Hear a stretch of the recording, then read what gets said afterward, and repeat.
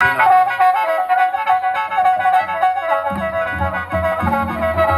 นประเพณีสงกรานต์ประจำปีของเฮาเนาะบ้านนี้ก็สิล่ำลองสู่พ่อแม่พี่น้องเขาฟังบ่ได้ลองดนนี่เนาะ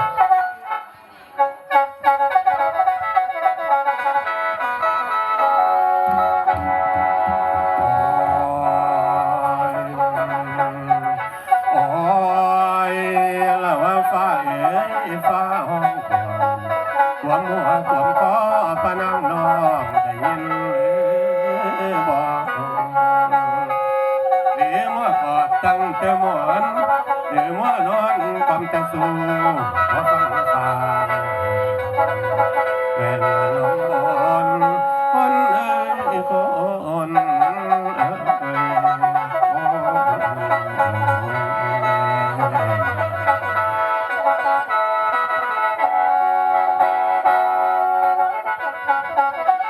อ้จังว่ามาบัดนี้เดือน11หัวลมตองเดือน12หัวลมอวยเขาผู้มวยม้วนกระดอกแจกาห้อยตาเกี่ยวกันบนหน้าเขินกะขาดน้ำเหลือแน่อยู่แก่นาซุ่มมูป่าซิวเขาคอเก่งกะขึ้นก่อน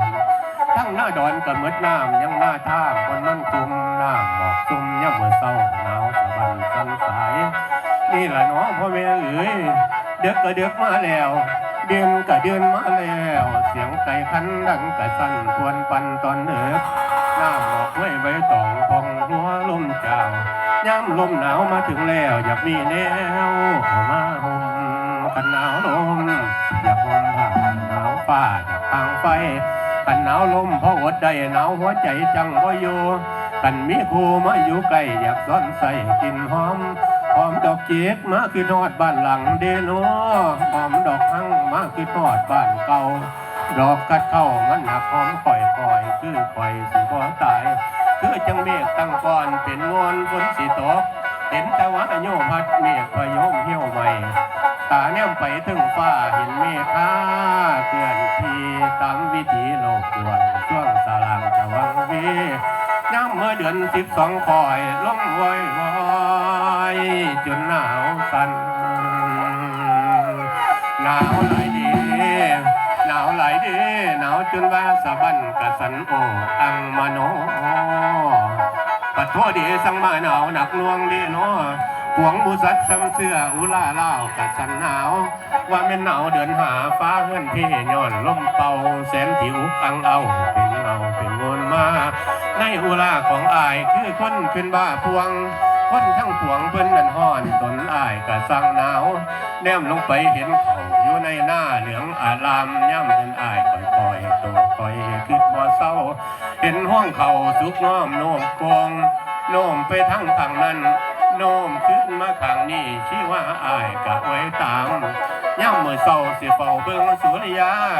สาดแสงทองลงมาทาบท่าห้องเขานกเขาท้องเขาตู้ขันเสียงมวนลมพัดหวนควนปิ่นไหวไม่สั่นไหวทั้งกอไผ่กอเข่ากอสนกะกวยแกง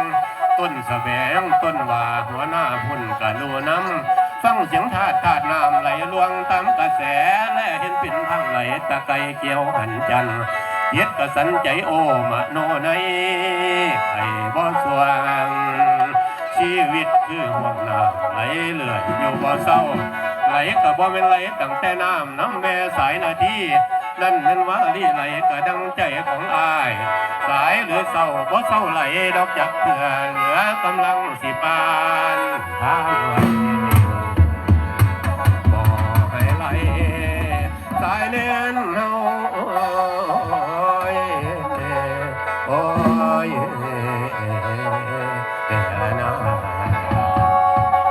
เตยก็เพิ่นสวัสดิ์